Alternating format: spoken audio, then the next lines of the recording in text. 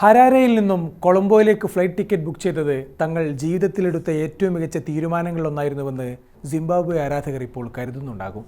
കാരണം ഷെവറോൺസ് എന്ന് വിളിക്കുന്ന തങ്ങളുടെ പ്രിയപ്പെട്ട ക്രിക്കറ്റ് ടീം അവർക്ക് നൽകിക്കൊണ്ടിരിക്കുന്നത് മനോഹരമായ ദിവസങ്ങളാണ്. 2020 ലോകകപ്പ് തുടങ്ങും മുമ്പ് ആരും പ്രവചിക്കാത്തൊരു സൂപ്പർ 8 ഫിക്സ്ചർ. ഫേവറിറ്റുകളായ ഓസ്ട്രേലിയയും ആതിഥേയരായ ലങ്കയുമുള്ളൊരു ഗ്രൂപ്പിലെ ചാമ്പ്യന്മാർ. ഒരു മത്സരം പോലും തോൽക്കാത്ത എലീറ്റ് ടീമുകളുടെ ലിസ്റ്റിൽ. സ്പോൺസർമാരില്ലാത്തത് കാരണം പൊട്ടിയ ഷൂസിൻ്റെ ചിത്രങ്ങൾ പങ്കുവച്ചിരുന്ന കാലത്തെ മായ്ച്ചു കളഞ്ഞൊരു ജൈത്രയാത്രയിലൂടെ ക്രിക്കറ്റ് ലോകത്തോട് സിംബാബ്വെ വീണ്ടും പറയുന്നു, ഞങ്ങൾ ഇവിടെ തന്നെയുണ്ട്. കൂടെ സൂപ്പർ 8-ലുള്ള ഇന്ത്യ അടക്കമുള്ളവരോട് പറയുന്നത് ഇത്ര മാത്രം: ഈസി വാക്ക് ഓവർ ഒരിക്കലും പ്രതീക്ഷിക്കരുത്. 39 വയസ്സിലും അസാമാന്യമായ ഫിറ്റ്നസ്സിലും മെൻറ്റാലിറ്റിയും മുന്നിൽ നിന്നും നയിക്കുന്ന ക്യാപ്റ്റൻ സിക്കന്ദർ റാസയ്ക്ക് ഒരു കൈ കൊടുക്കണം. 5 ഓവർ തികയും മുമ്പ് 50-ഉം 12 ഓവറിൽ 100-ഉം പിന്നിട്ട ലങ്കയെ തന്ത്രപരമായ ബോളിംഗ് ചേഞ്ചുകളിലൂടെയാണ് റാസ പിടിച്ചു കിട്ടിയത്. ചേസിംഗിലും കരുതലോടെയായിരുന്നു സിംബാബ്വെയുടെ തുടക്കം. 8 ഓവർ വരെ വിക്കറ്റ് നഷ്ടപ്പെടാതെ കാത്ത അവർ റൺ റേറ്റിനെ എങ്ങനെ മറികടക്കും എന്നതായിരുന്നു ചോദ്യം. അതിനിടയിലാണ് 26 പന്തിൽ 45 റൺസുമായി റാസയുടെ കാമിയോ അവതരിക്കുന്നത്. അതോടെ വിജയം അവരുടേതെന്ന് ഉറപ്പിച്ചു. ഈ ടൂർണമെൻറ്റിലെ ബ്രേക്കൗട്ട് സ്റ്റാർ എന്ന വിളിപ്പേരുമായി മുന്നേറുന്ന ഒരാൾ അവരുടെ ഓപ്പണർ ബ്രയാൻ ബെന്നറ്റാണ്. ഗ്രൂപ്പ് ഘട്ടത്തിൽ കളിച്ച മത്സരങ്ങളിൽ 48, 64, 63 എന്നിങ്ങനെയാണ് സ്കോറുകൾ. കൂടെ എല്ലാ മത്സരത്തിലും നോട്ടൗട്ടുമാണ്. റയാൻ ബേൾ, മർമാനി, മുസറബാനി എന്നിങ്ങനെ നീളുന്ന വേൾഡ് ക്ലാസ് താരങ്ങളുടെ നിര അവർക്ക് വേറെയുമുണ്ട്. ലങ്കയെ നിലവിലെ ഫോമിൽ അവരുടെ ഗ്രൗണ്ടിലും കാണികൾക്ക് മുന്നിലും തോൽപ്പിക്കുക എന്നാൽ അത് കടുപ്പമുള്ള കാര്യം തന്നെയാണ്. പക്ഷേ സിംബാബ്വെ അത് നേടിയെടുത്തിരിക്കുന്നു. അമേരിക്കയോ ഇറ്റലിയോ എന്തിന് അഫ്ഗാൻ പോലും ക്രിക്കറ്റ് ആരാധകർക്ക് പുതിയ പേരാണ്.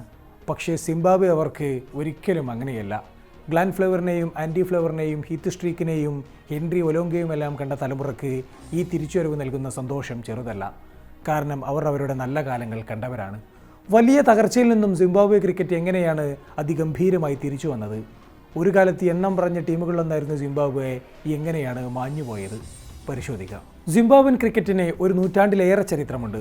ബ്രിട്ടീഷ് കോളനി ആയിരുന്ന ഒരു രാജ്യത്ത് സ്വാഭാവികമായും ക്രിക്കറ്റും ഉണ്ടാകുമല്ലോ. അതുപോലെ ബ്രിട്ടീഷുകാർ റൊഡേഷ്യ എന്ന് വിളിച്ചിരുന്ന കാലത്ത് തന്നെ അവിടെ ക്രിക്കറ്റുമുണ്ട്. അയൽരാജ്യമായ ദക്ഷിണാഫ്രിക്കയിലെ ആഭ്യന്തര ടൂർണമെൻറ്റുകളിൽ സിംബാബ്വൻ ടീമുകൾ കളിച്ച ചരിത്രവും കാണാം. 1981-ൽ ICCയുടെ അസോസിയേറ്റ് അംഗമായ സിംബാബ്വെ 1983-ലെ ലോകകപ്പിനുമെത്തി. അതേ ലോകകപ്പിൽ തന്നെ അവർ ക്രിക്കറ്റ് ലോകത്തോട് തങ്ങളുടെ കരുത്ത് കാണിക്കുകയും ചെയ്തു. ഗ്രൂപ്പിലെ ആദ്യ മത്സരത്തിൽ തന്നെ കരുത്തരായ ഓസീസിനെ ട്രെൻഡ് ബ്രിഡ്ജിലിട്ട് 13 റൺസിന് തോൽപ്പിച്ചു. പിൽക്കാലത്ത് കോച്ചായിരുന്ന ഡങ്കൻ ഫ്ലെച്ചറായിരുന്നു അന്ന് സിംബാബ്വെ ക്യാപ്റ്റൻ. ആ ലോകകപ്പിൽ പിന്നീട് വിജയങ്ങളൊന്നും നേടാനായില്ലെങ്കിലും അവർ പോരാട്ട വീര്യങ്ങൾ പുറത്തെടുത്തിരുന്നു. ഇന്ത്യക്കെതിരെയുള്ള നിർണായകമായ ഗ്രൂപ്പ് ഘട്ട മത്സരം ഉദാഹരണം. 17 റൺസിന് 5 വിക്കറ്റുകളും നഷ്ടമായൊരു മത്സരത്തിൽ 175 റൺസ് എടുത്ത കപിലിൻ്റെ ഒറ്റയാൾ പോരാട്ടത്തിൻ്റെ ബലത്തിലാണ് ഇന്ത്യ അന്ന് രക്ഷപ്പെട്ടത്. 1980-ൽ മാത്രമാണ് ബ്രിട്ടീഷ് ഭരണത്തിൽ നിന്നും സിംബാബ്വെ സ്വാതന്ത്ര്യം നേടുന്നത്. അതോടെ വെള്ളക്കാരുടെ മാത്രം കുത്തകയായിരുന്ന ക്രിക്കറ്റ് മൈതാനങ്ങളിലേക്ക് തദ്ദേശീയരായ കറുത്തവരും എത്തി തുടങ്ങി. 1990-കളിൽ സിംബാബ്വൻ ക്രിക്കറ്റിൻ്റെ വളർച്ച വേഗത്തിലായിരുന്നു. 1982-ൽ തന്നെ സിംബാബ്വെ ടെസ്റ്റ് പദവി നേടി. ആദ്യ ടെസ്റ്റ് മത്സരത്തിൽ കൊമ്പ് കോർത്തത് ഹരാരെയിൽ ഇന്ത്യയുമായാണ്. അന്നും അവർ കടുത്ത മത്സരം തന്നെ നടത്തി ഡ്രോയാക്കി മാറ്റി. അക്കാലത്താണ് സിംബാബ്വെയുടെ ചുവപ്പ് കുപ്പായത്തിൽ ഒരു സുവർണ തലമുറ അവിടെ ഉദയം ചെയ്തു തുടങ്ങുന്നത്. Andy Flower, Grant Flower, Heath Streak, Alistair Campbell എന്നിവരെല്ലാം ചേർന്നതോടെ സിംബാബ്വെ എന്തിനും പോന്നൊരു സംഘമായി മാറി. ഏകദിനത്തിൽ മാത്രമല്ല, ടെസ്റ്റിലും ആരുമായും കൊമ്പ് കോർക്കാൻ പോന്ന ലൈനപ്പായിരുന്നത്. 1995-ൽ ഹരാരെയിൽ കരുത്തരായ പാകിസ്ഥാനെ തോൽപ്പിച്ച് ആദ്യ ടെസ്റ്റ് വിജയം സ്വന്തമാക്കി. 98-ൽ പെഷവാറിൽ പോയി എവേ സീരീസിൽ പാകിസ്ഥാനെ തോൽപ്പിച്ച അവർ വീണ്ടും കരുത്ത് കാട്ടി. സിംബാബ്വൻ ക്രിക്കറ്റിൻ്റെ സുവർണ കാലഘട്ടത്തിൽ അവർക്ക് മുന്നിൽ ഏറ്റവും ഇരയായ ടീമുകളിലൊന്ന് ഇന്ത്യയായിരുന്നു. 1998-ൽ ഹരാരെയിൽ ഇന്ത്യക്കെതിരെ ടെസ്റ്റ് ജയം സ്വന്തമാക്കിയ അവർ 2000-ൽ നാഗ്പൂരിൽ വെച്ചും ഇന്ത്യയെ മറിച്ചിട്ടു. ആൻഡി ഫ്ലവർ ആയിരുന്നു അന്നത്തെ മത്സരത്തിലെ ഹീറോ. 1999-ലെ ഏകദിന ലോകകപ്പിൽ ലെസ്റ്ററിൽ വെച്ചേറ്റ് 3 റൺസ് പരാജയം ഇന്ത്യക്ക് നൽകിയത് മറക്കാത്ത മുറിവാണ്. നമ്മുടെ കൊച്ചിയിൽ വെച്ച് 6 വിക്കറ്റിന് വിജയം നേടിയ ഒരു കാലവും അവർക്കുണ്ട്. അതിലേറെ ഇന്ത്യ മറക്കാത്ത മറ്റൊരു മത്സരം 2002-ൽ ഫരീദാബാദിലേതാണ്. 274 റൺസിൻ്റെ സ്കോർ ഉയർത്തുമ്പോൾ വിജയപ്രതീക്ഷയിലായിരുന്ന ഇന്ത്യക്കെതിരെ സിംബാബ്വെ തിരിച്ചടിച്ചു. 2020 ക്രിക്കറ്റും 360 ഷോട്ടുകളും ഒന്നും കാണാത്ത കാലത്ത് ഡഗ്ലസ് മാരിയർ അടിച്ചുകൂട്ടി 24 പന്തിൽ 56 റൺസിൻ്റെ ഗണത്തിൽ 2 പന്ത് ശേഷിക്കെ സിംബാബ്വെ വിജയം കണ്ടു. 1999, 2003 ലോകകപ്പുകളിൽ അവർ സൂപ്പർ 6-ലും കടന്നു. പല വമ്പന്മാർക്കും ഗ്രൂപ്പ് ഘട്ടത്തിൽ മടങ്ങേണ്ടി വന്നപ്പോഴായിരുന്നു സിംബാബ്വെയുടെ ഈ കുതിപ്പ്. അപ്പോൾ സിംബാബ്വൻ ക്രിക്കറ്റ് എങ്ങനെയാണ് തകർന്നത്? ഈ ചോദ്യത്തിന് പലതരം ഉത്തരങ്ങളുണ്ട്. പ്രധാനമായും രാഷ്ട്രീയ ഇടപെടലുകളാണ്. റോബർട്ട് മുഗാബെ എന്ന ശക്തനായ പ്രസിഡന്റ് എല്ലാ മേഖലയിലേതിനും പോലെ ക്രിക്കറ്റ് ബോർഡിലും ഇടപെട്ടു തുടങ്ങി. ടീം സെലക്ഷനിലും ബോർഡിലുമെല്ലാം 2000-ങ്ങളോടെ തന്നെ സ്വന്തക്കാരെയും കയറ്റി തുടങ്ങി. ഇതിനെതിരെ ക്രിക്കറ്റ് ലോകത്തു നിന്നും അന്ന് വലിയ പ്രതിഷേധങ്ങളുണ്ടായിരുന്നു.